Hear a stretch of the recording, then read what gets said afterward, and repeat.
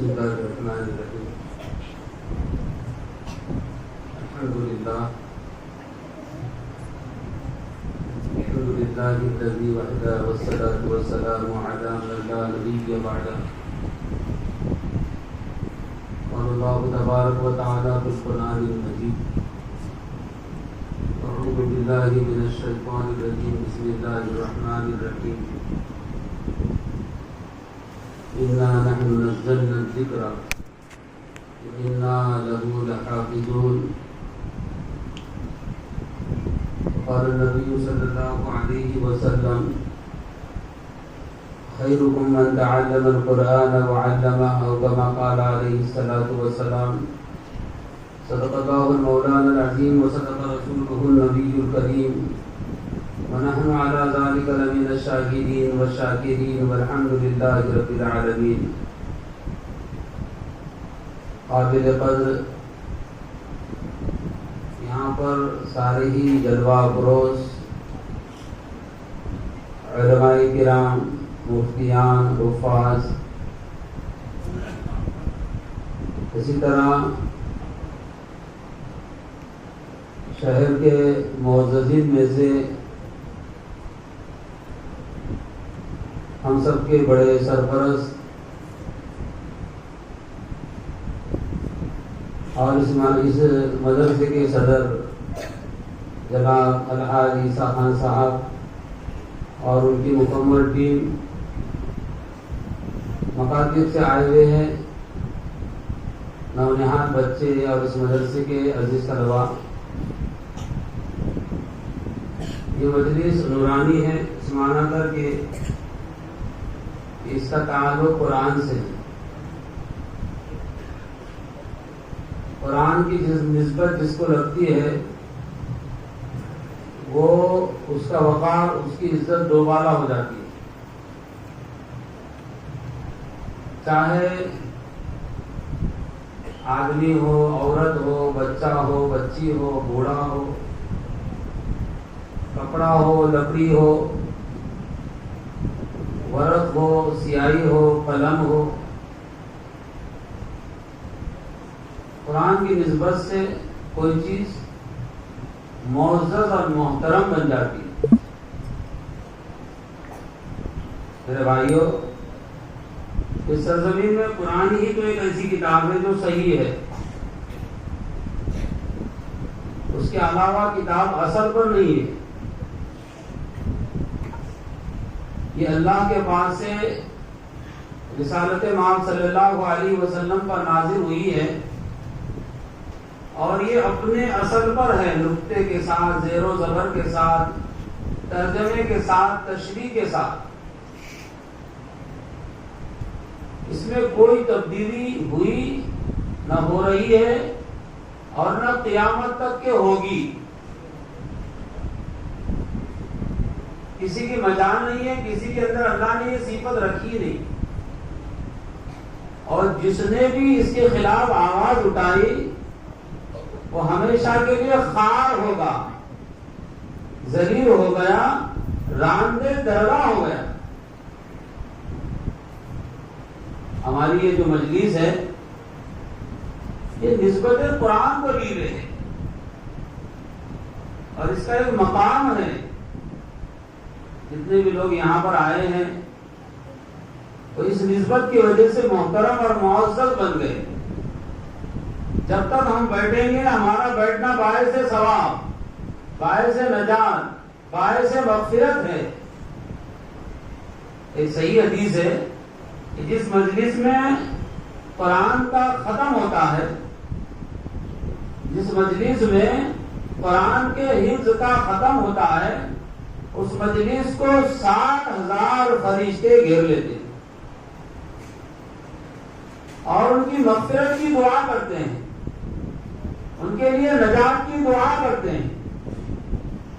حفظتہم الملائکہ، ملائکہ ڈھانپ لیتے ہیں. ملائکہ سرابا خیر ہے، ملائکہ کا مقام بہت اونچا ہے. میرے عزیزو،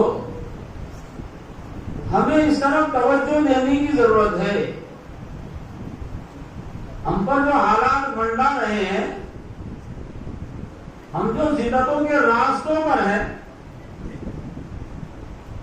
اعزاز ہمیں نہیں مل رہا ہے، عزتوں سے کوسوں دور ہے، ہر باطل طاقت ہمارے کو کھلونا بنا رہی ہے۔ اس کی وجہ یہ ہے کہ ہم نے قرآن سے رشتہ ہی چھوڑ دیا، قرآن کے حق کو ہم نے جانا ہی نہیں، قرآن کے حق کو ہم نے سمجھا ہی نہیں۔ قرآن کی نسبت پر بڑے بڑے خرچے جائز ہے، حالانکہ قرآن اسراف سے روکتا ہے، فضول خرچی سے روکتا ہے۔ حضرت تھانوی رحمۃ اللہ علیہ جو بہت ہی زیادہ، ان کو تو حکیم الامت کا لقب دیا گیا ہے، کفایت شعار تھے اور بہت صحیح جگہ پر خرچ کرنے والے تھے، اسراف حضرت کو پسند ہی نہیں تھا، لیکن قرآن کی نسبت پر حضرت نے کہا کہ ہر طرح کا خرچ جائز ہے۔ میرے بھائیوں، قرآن کی تلاوت سے ماحول محروم ہے، اور تجوید والی قرآن سے ماحول محروم ہے۔ قرآن جب پڑھا جاتا ہے، قرآن کے جب الفاظ ادا کیے جاتے ہیں، اس کا ایک نور نکلتا ہے جو فضا میں پھیلتا ہے اور لوگوں کو نافرمانی سے روکتا ہے۔ صحابہ کے دور میں، اس کے بعد کی بھی صدیوں میں قرآن کی تلاوت کثرت سے کی جاتی تھی۔ مردوں میں قرآن کی تلاوت کا رواج ہی نہیں، مستورات میں ہے، وہ بھی ٹی وی، ٹیلی ویژن اور موبائل کی وجہ سے کم ہو گیا ہے، نئے کے درجے میں ہو گیا ہے۔ بہت کم فیصد میں مستورات بھی اپنے گھروں میں تلاوت قرآن کو پڑھ رہی ہے۔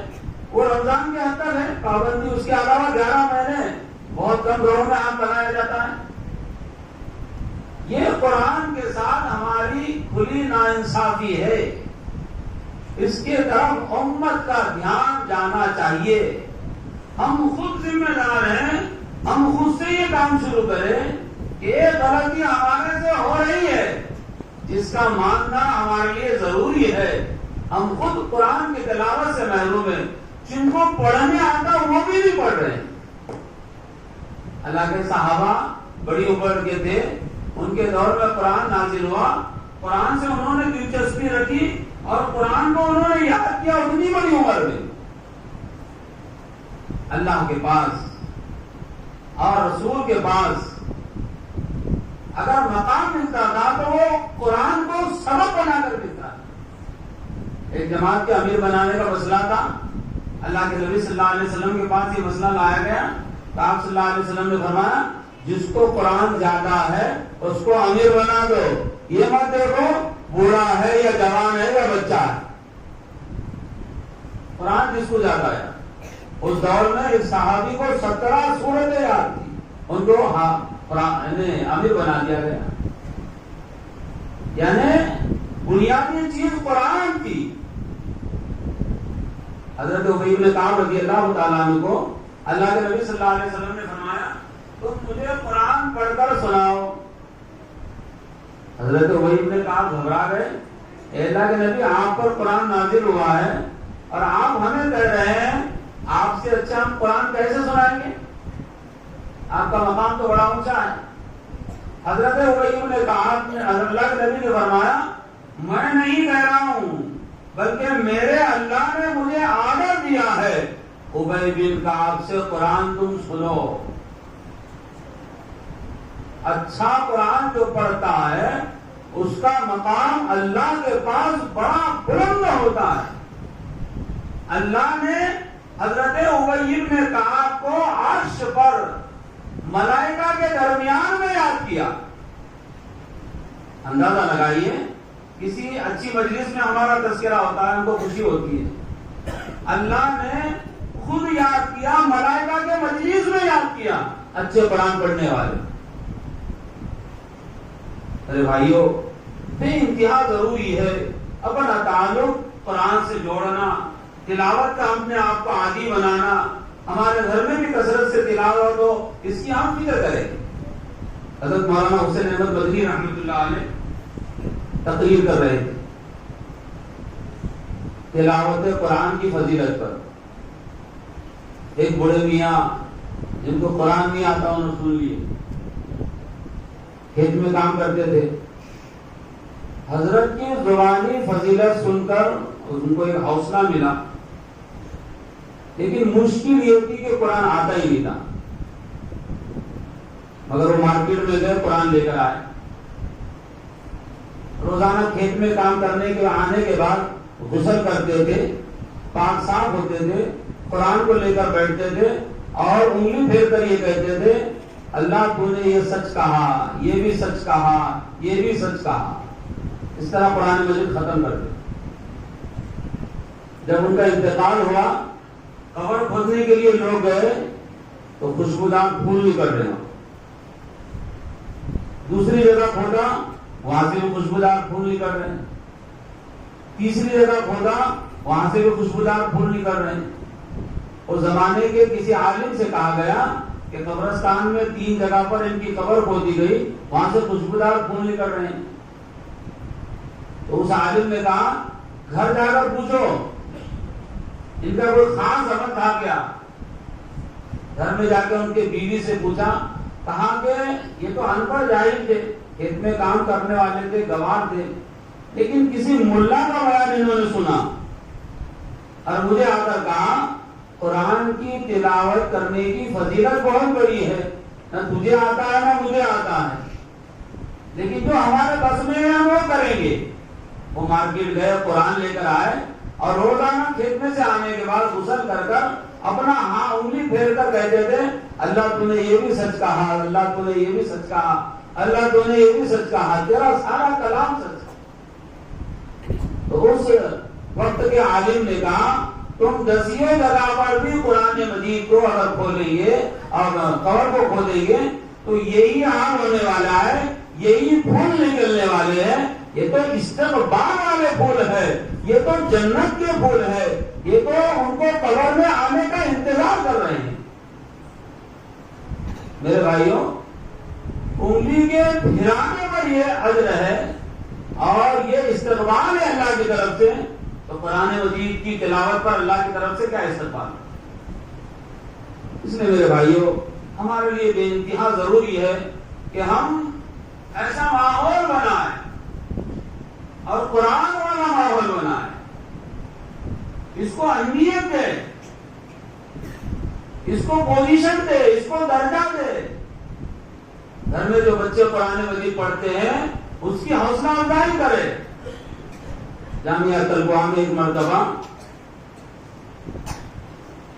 مکہ المکرمہ سے وفد آیا، جب بھی وقت آتا تھا حضرت دارالقرآن میں، عالم کورسوں میں، دینیات میں لے جا کر بہرحال معائنہ کراتے تھے۔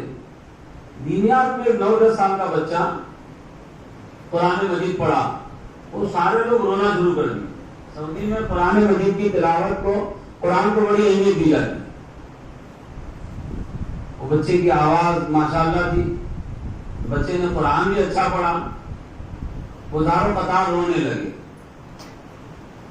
ہم کو یہ چیز اونقا اور دور نظر آتی ہے، اس لیے کہ یہ ماحول سے دور ہے۔ قرآن کی تلاوت سے لذت دینے والے بنے، قرآن کی تلاوت سے محظوظ ہونے والے بنے۔ قرآن کا سننا بھی ثواب ہے، قرآن کا پڑھنا بھی ثواب ہے، قرآن کا دیکھنا بھی ثواب ہے، قرآن کا لینا اور پکڑنا اور چھونا بھی ثواب ہے، قرآن کا ادب کرنا بھی ثواب۔ تو شیخ داؤد المانی نے کہا اس بچے نے ہم کو خوش کر دیا، حضرت وسطانی صاحب ہم تم کو خوش کر دیں گے، بتاؤ تمہاری کیا تمنا ہے، کیا تقاضا ہے مدرسے کا۔ حضرت نے فرمایا 6000 بچے دینیات میں ہیں، چھوٹے بچے ہیں، ان کے رہنے کے لیے مستقل بلڈنگ نہیں ہے، ہم یہ چاہتے ہیں وہیں رہیں، وہیں پڑھے، درسگاہ بھی الگ ہو، عمارت بھی الگ ہو۔ بولے اس کا اندازہ خرچ کتنا ہے؟ حضرت نے فرمایا 10 کروڑ روپے. شیخ داؤد الوانی نے کہا ہم منظور ہے صرف اس بچے کے قرآن مجید کو سن کر خوش ہو کر یہ منظور آپ کو دیتے. آپ اندازہ لگائیے 10 کروڑ روپے کوئی چھوٹی بات نہیں. یعنی 1000 روپے ہمارے جیب سے نہیں نکلتے. اس لیے کہ یہ حلاوت سے ہم دور ہے, یہ لذت سے ہم دور ہیں. ہم کو تو رسم میں پیسہ خرچ کرنا یاد ہے, ہم کو تو ولیمے میں پیسہ خرچ کرنا یاد ہے, ہم کو تو شادیوں میں خرچ کرنا یاد ہے. اسی طریقے سے ہم کو شہرتوں میں پیسہ خرچ کرنا یاد ہے. جو فنا ہونے والا ہے, برباد ہے. قرآن کی نسبت پر جو چیز خرچ کی جاتی ہے اللہ کے پاس وہ چیز محفوظ ہو جاتی ہے. میرے بھائیوں, قرآن کی ایک طاقت ہے, ہم اس قرآن کی طاقت کو آزمائیں. جس دن ہم قرآن کے ہو جائیں گے سارے لوگ ہمارے ہو جائیں گے. ایک بات اچانک یاد آئی. حضرت مولانا ابو الحسن علی الندوی, یہ بہت بڑے داعی تھے, داعی اسلام تھے, داعی قرآن تھے. بہت بڑا مقام تھا ان کا. ہندوستان کے علماء میں یہ واحد عالم ایسا ہے جن کے ذریعے سے کعبہ کا دروازہ کھولا گیا تھا. یہ تو ہماری نعت ہے اور اعزاز ہند ہے. یہ دعوت دینے کے لیے مندروں میں جاتے تھے اور بڑے بڑے مہاراجوں کو دعوت دیتے تھے. ایک جگہ پر گئے اور وہاں کے مہاراج کو دعوت دی. سب سے پہلے کہا درباریوں کو کہ ہمیں وہ مہاراج سے ملنا ہے, ان کو جا کر کہو مولانا ابو الحسن ندوی لکھنؤ سے آئے ہوئے. وہ درباریوں نے کہا کہ وہ تو بہت بڑے ہیں, ان کو وہاں جا کر ملاقات کرنا پڑے گا. حضرت نے کہا کہ ہم وہاں نہیں آئیں گے, وہ ہم کو لینے کے لیے دروازے پر آئیں گے. سری ستیہ شاہی بابا کا واقعہ ہے. اب وہ بھی بڑے آدمی تھے بیچارے, اور یہ بھی بڑے آدمی تھے, بڑا بڑے کو سمجھ سکتا ہے. حضرت نے 2 بار کہا کہ جا کر ان کو کہو تمہارے دروازے پر مہمان آیا ہے, تم کو ہی لینے آنا پڑے گا. لیکن مسئلہ یہ ہو گیا, یہ جو مہاراج تھے جن کو ہمارے برادران ہوتے ہیں کچھ بھی سمجھے, انہوں نے دیکھا یہ مولوی نے تو میرے مریدوں کے سامنے مجھے ذلیل کر دیا, میری نشست پر سے مجھے اٹھایا. حالانکہ میرے پاس آ جانا چاہیے تھا اگر اس کو دعوت دینا تھا. وہ اپنے نشست سے اٹھ کے دروازے پر آ گئے اور حضرت کو وہاں پر لے جا رہے تھے, لیکن اندر غرور تھا کہ اس نے پورے لوگوں میں ایک آگ لگا دی ذلت کی, اور آج مجھے چھوٹا بنا دیا. میں اس پر ایسا حملہ کروں گا کہ میرے مریدوں کے سامنے یہ ذلیل ہو جائے گا, میں بڑا ہو جاؤں گا جب میرے مریدوں کو سمجھ میں آئے گا کہ نہیں ہمارے مہاراج ہی بڑے ہیں. پہلا دروازے سے لے جاتے انہوں نے جو تفسیر کا علم تھا وہ پڑھا, یعنی حضرت کے قلب پر کچھ پڑھ کر حملہ کیا. حضرت مولانا ندوی رحمۃ اللہ علیہ فرماتے ہیں کہ انہوں نے جب پڑھنا شروع کیا تو میرا بدن بھاری ہو گیا. قریب تھا کہ میرے پیر زمین کو چھوڑ دیتے, میری طاقت سلب ہو رہی تھی, میں گرنے کے قریب تھا. میں نے کہا کہ یہ تو حق اور باطل کی جنگ ہے, اگر یہ جیت گیا میں گر گیا تو پھر قرآن کی کیا رہے گی. حضرت نے کہا کہ مجھے جتنا قرآن یاد تھا میں نے قرآن پڑھنا شروع کر دیا, قرآن پڑھنا شروع کر دیا. قرآن پڑھتا رہا. حضرت نے فرمایا جو کیفیت میرے اوپر تھی وہ کیفیت اس پر طاری ہوگی. وہ گھبرانے لگا. وہ اتنا گھبرایا کہ اب بچاؤ کا اس کے پاس سہارا نہیں تھا. جتنے حملے اور جتنے داؤ تھے اس نے میرے پر کر دیے تھے, اب اس کے پاس کوئی داؤ نہیں تھا. اور میں قرآن پڑھ رہا تھا, اس نے کہا ابو الحسن ندوی تم جو پڑھ رہے ہو پڑھنا بند کر دو ورنہ میرا سینہ پھٹ جائے گا. حضرت نے تلاوت بند کر دی, نشست پر جا کر بیٹھے. وہاں جا کر حضرت نے دعوت دی, اسلام کی بات چیت ہوئی. اس کے بعد اس نے کہا کہ تمہارے جیسے اخلاص سے قرآن پڑھنے والے اور دل سے قرآن پڑھنے والے سارے مسلمان ہو جائیں گے تو ہمارا کھیل ہی ختم ہو جائے گا, ہمارا کھیل واقعی نہیں رہے گا. اس لیے کہ تمہارے قرآن پڑھنے میں ایک قسم کا اثر ہے, عام لوگوں کے قرآن پڑھنے میں اثر نہیں ہے. آدمی دل سے اگر قرآن کی تلاوت کرتا ہے تو اس کی بات ہی عجیب ہوتی ہے. بہرحال صبح سے یہاں پر مسابقے کی نشست تھی. یہ جو دیہات سے لوگ آئے ہیں, سارتنی سے, کوپرا سے, دہلی ٹانڈے سے اور اسی طریقے سے بوجلی سے, یہاں سے ذمہ دار بھی آئے, مکاتب کے معلمین بھی آئے اور اسی طریقے سے طلبہ اور طالبات بھی آئے. جامعہ کلکوا کا پورے مہاراشٹر پر اور پورے مدارس پر, ہندوستان کے مدارس پر بڑا احسان ہے کہ مدارس میں قرآن کا کمپٹیشن کرا کر مدارس والوں کا قرآن صحیح کرے. لیکن یہ صبح صبح کے جو مدرسے دیہاتوں میں چلتے ہیں وہاں پر معاملہ قابو میں نہیں آ رہا تھا. پھر بھی حضرت نے کوشش کر کر مکاتب کے درمیان میں بھی قرآن کا کمپٹیشن کرا رہے. یہ جو مکاتب چل رہے ہیں حضرت ناظم صاحب کے زیر نگرانی, یہ اکثر کوئی کے مکاتب ہے. وہاں سے آرڈر ہوتا ہے, جگہ جگہ جہاں جہاں ان کے مکاتب ہے ان کے درمیان میں مسابقات ہوتے ہیں, کمپٹیشن ہوتا ہے. اور یہ دور ہی کمپٹیشن کا ہے, تسابق کا ہے, مقابلے کا ہے. یہ فضیلت سے تھوڑے آگے بڑھنے والے ہیں, یہ تو کمپٹیشن سے اور انعامات سے آگے بڑھنے والے ہیں. بچے جیسے آگے بڑھتے ویسے ہم کو آگے بڑھانا چاہیے. ان کی عمر فضیلت سن کر عمل کرنے کی نہیں ہے. ہم فضیلت سن کر یہ عمر میں عمل نہیں کر رہے, اس چھوٹی عمر میں فضیلت سن کر کیسے آگے بڑھیں گے؟ ان کو تو پہلا نمبر, دوسرا نمبر, تیسرا نمبر دینا پڑے گا, انعامات دینا پڑے گا. یہ امید اور لالچ میں آ کر صحت قرآن پر آئیں گے اور اچھے قرآن پڑھنے والے بنیں گے, بعد میں جا کر یہ فضیلت پر عمل کریں گے. الحمدللہ کچھ طلباء نے تو بہت اچھا پڑھا ہے. حالانکہ مکاتب کا رزلٹ ایسا نہیں آتا, مکاتب کا رزلٹ بہت کمزور ہوتا ہے.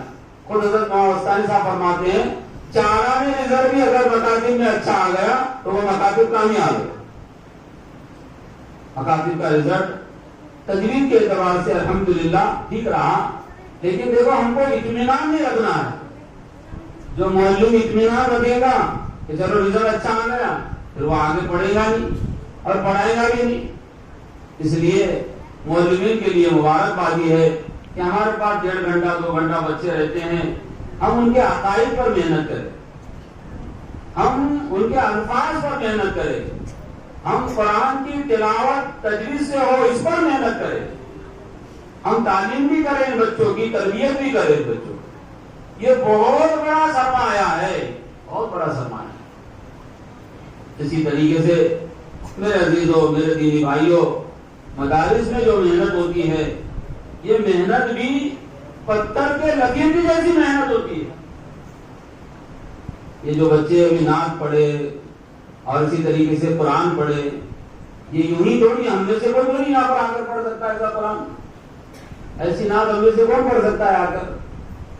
اسٹیج ڈیلنگ کی مشق کرانا اور قرآن کی مشق کرانا, نعتوں کی مشق کرانا, یہ ان اساتذہ ہی کا یعنی مطلب ہے کہ وظیفہ ہے جو یہ کرتے ہیں.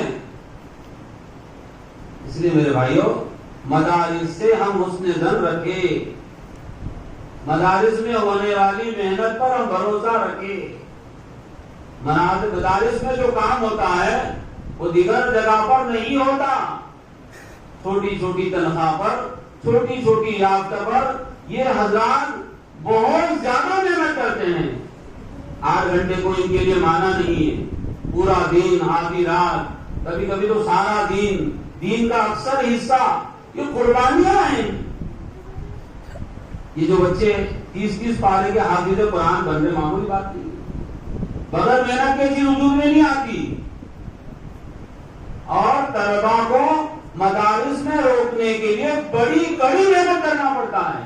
چندے سے بھی زیادہ محنت ان بچوں کو روکنے میں لگتی ہے. اساتذہ ان کی ماں، ان کے باپ کر کر ان کو سمجھاتے ہیں، آنسو نکل جاتے ہیں جب جا کے بچے ٹھہرتے ہیں. ان بچوں کو روکنا، ٹی وی کا زمانہ، موبائل کا زمانہ، کیسا عجیب و غریب ماحول ہے. اس لیے جتنے بھی لوگ یہاں پر موجود ہیں ان سے اجتماعی طور پر میں یہ کہتا ہوں، مدارس اسلامیہ جو ہے ان کی ہم قدر کریں، ان کو محبت کی نظر سے دیکھیں، ان کے ذرے کو پار نہ بنائیں، بلکہ ان کو سراہنے کی کوشش کریں. یہاں پر دین کی حفاظت ہوتی ہے. جن محفوظ رہے گا تو ہی اشاعت ہوگی، جن محفوظ ہی نہیں رہے گا تو اس کی اشاعت کیسے ہوگی. الحمدللہ ثم الحمدللہ لاک ڈاؤن کا جو زمانہ ہے، تنگی کا جو زمانہ ہے، اس میں بچوں کا بڑا نقصان ہوا. دھندے کا نقصان کوئی بڑی بھاری بات نہیں ہے، اللہ کہیں سے بھی دلا دیں گے. لیکن 27 پارے کے بچے ضائع ہو گئے، 23 پارے کے بچے ضائع ہو گئے، جو قریب باؤنڈری پر آ گئے تھے ایسے بچے ضائع ہو گئے.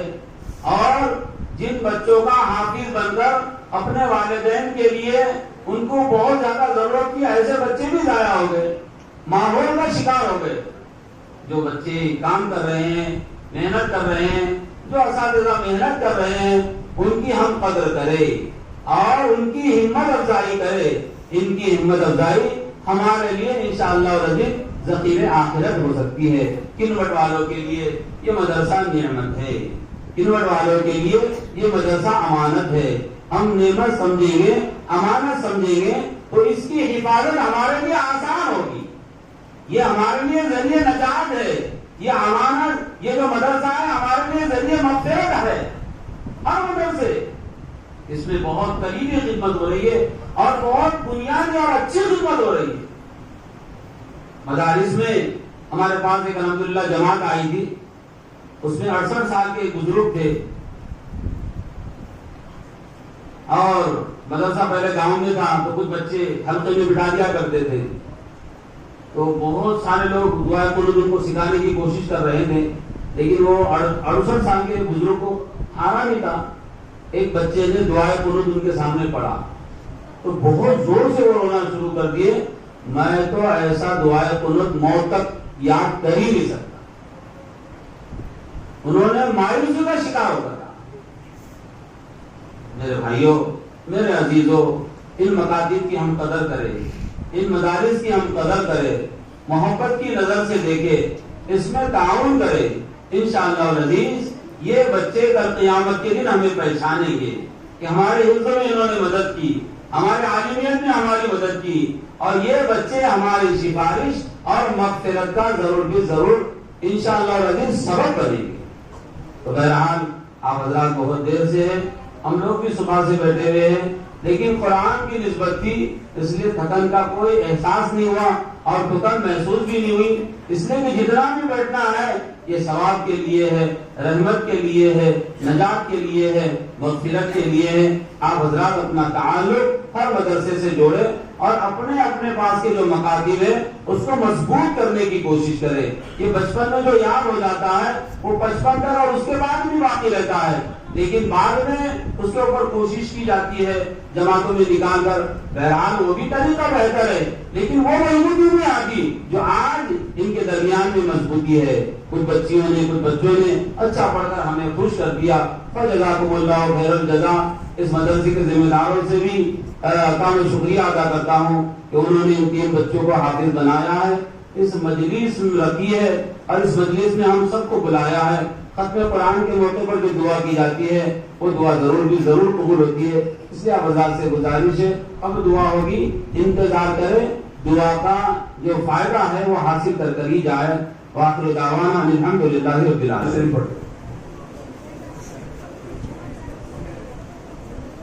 بسم اللہ الرحمن الرحیم.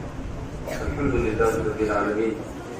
اللهم صل على سيدنا شفيعنا سندنا مولانا محمد النبي الأمي وعلى آله وصحبه وسلم تسليما.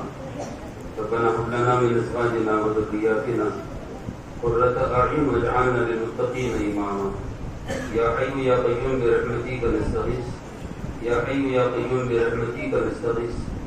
يا حي يا قيوم برحمتك نستغيث. اللهم إنا نعوذ بك من شرور أنفسنا ومن سيئات أعمالنا. اللهم طهر قلوبنا من النفاق والشقاق وسوء الأخلاق. اللهم اغفر لنا قبل الموت وارحمنا عند الموت ولا تعذبنا بعد الموت. اے اللہ ہمارے گناہوں کو معاف فرما. اے اللہ ہمارے خطاؤں کو درگزر فرما. اللہ اس قرآن کی نسبت والی مجلس کو بے انتہا قبول فرما. اللہ ہم سب کی شرکت اس میں قبول فرما. باعث نجات بنا، باعث مغفرت بنا، باعث دنیا اور آخرت کی عافیت کا ذریعہ بنا. اے اللہ قرآن کی نسبت پر ہر چیز کو تو قبول کرتا ہے، اعزاز بخشتا ہے، معزز بناتا ہے. اللہ ہمیں قرآن کا ادب کرنے والا بنا، قرآن کو پڑھنے والا بنا، قرآن کو سمجھنے والا بنا. اے اللہ ہمارے نبی پاک صلی اللہ علیہ وسلم نے فرمایا ہے ختم قرآن کے موقع پر جو دعا کی جاتی ہے اللہ اسے قبول کرتا ہے. اے اللہ جتنے لوگ یہاں پر آئے ہوئے ہیں اے اللہ ان کے سب جائز تمناؤں کو، دلی جائز مرادوں کو اس مجلس کی وجہ سے مکمل فرما. جو بیمار ہے انہیں عافیت نصیب فرما. جن کے گھروں میں کچھ مسائل ہے اس مجلس کی وجہ سے ان کے گھروں کے مسائل کو دور فرما دے. اے اللہ ہم سب کی دعا کو، ہم سب کے آمینوں کو قبول فرما. اے اللہ عالم اسلام میں اے اللہ جتنے لوگ پریشان ہیں ان کی پریشانی کو دور فرما. سب سے بڑی پریشانی یہ ہے کہ ہم بے دین ہیں، مضبوط دیندار نہیں ہیں، تقوی سے دور ہے، اخلاص سے دور ہے. اے اللہ ہمیں مخلص بنا دے، ہمیں متقی بنا دے، سب کچھ تیرے لیے کرنے والا بنا دے. اللہ ہمارے حوصلہ افزائی فرما دے. اے اللہ ہماری ہمت افزائی فرما دے. اے اللہ جتنے لوگ اے اللہ اس قرآن کی دعوت پر آئے ہوئے ہیں اللہ سب کے آنے کو، بیٹھنے کو، دعا کو، آمین کو قبول فرما. ان کے جمیع مسائل کو حل فرما دے. اے اللہ اتنا بڑا مجمع اے اللہ کنوٹ کے کسی بہت بڑے مالدار کے پاس جا کر اے اللہ 1 روپے کی بھیک مانگے تو جتنا اس کے لیے 1 روپے دینا آسان ہے اس سے زیادہ آسان تیرے لیے مغفرت کرنا ہے. اللہ ہم سب کی مغفرت فرما دے. اے اللہ تجھے کوئی پوچھنے والا نہیں، تجھے کوئی گھورنے والا نہیں، تیرا کوئی ہاتھ پکڑنے والا نہیں. اے اللہ اسی کو بہانہ بنا کر اللہ ہمارے نجات کے فیصلے بنا دے. اے اللہ دنیا کی زندگی بھی بنا دے، آخرت کی بھی زندگی بنا دے. ہمارے ایمان کو مضبوط سے مضبوط فرما دے. اے اللہ اس میں بڑے بڑے علماء موجود ہے، مفتی موجود ہے، حافظ اور قاری قرآن موجود ہے. اس ناکاروں کو اے اللہ دعا کرنے پر انہوں نے مجبور کیا ہے، جرم عظیم کو معاف فرما دے. اے اللہ ان سب کی حاضری کو سبب بنا کر اللہ ہم سب کی مغفرت بنا دے. اے اللہ ہم سب کی نجات کے فیصلے فرما دے. اللہ اس مدرسے کو اے اللہ قیامت تک جاری ساری فرما دے. اے اللہ یہاں سے حفاظ، علماء، مفتیان کرام نکلے، ایسی شکلیں صورتیں نصیب فرما دے. نظر بس سے اللہ اس مدرسے کی حفاظت فرما دے. طلباء کی کثرت ہو جائے، کام یہاں پر اچھا ہو جائے، اس کی شکلیں صورتیں نصیب فرما دے. پڑھنے والوں نے، پڑھانے والوں میں، انتظامیہ میں اے اللہ اتحاد اتفاق نصیب فرما دے. اس مدرسے کے معاملین کو جزائے خیر نصیب فرما دے. اے اللہ ان بچوں کی جن لوگوں نے ہمت افزائی کی ہے اللہ انہیں دنیا آخرت میں بہتر سے بہتر صلہ نصیب فرما دے. اے اللہ جو قرآن کے نسبت پر ہمت افزائی کرتا ہے وہ آدمی تجھے پسند ہے. اللہ ان سے محبت فرما لے، ان کے خاندانوں سے محبت فرما لے، ان کے نسلوں سے محبت فرما لے. اے اللہ مکاتب سے جو لوگ آئے ہوئے اللہ انہیں جزائے خیر نصیب فرما دے. ان بچوں کے بچیوں کے آنے کو، ٹھہرنے کو، پڑھنے کو اللہ قبول فرما دے. اے اللہ ختم قرآن کی مجلس کی وجہ سے اے اللہ ہم تمام کے نجات کے فیصلے فرما دے. اے اللہ مساجد کی حفاظت فرما، مکاتب قرآنیہ کی حفاظت فرما، دعوت تبلیغ کی حفاظت فرما، خانقاہوں کی حفاظت فرما. اے اللہ مدارس کی حفاظت فرما، جو اس کی حفاظت کرتے اللہ ان کی حفاظت فرما دے. اے اللہ جتنے اکابر علماء کرام جو دین کے لیے رات دن محنت کر رہے ہیں اللہ ان کی محنتوں کو قبول فرما.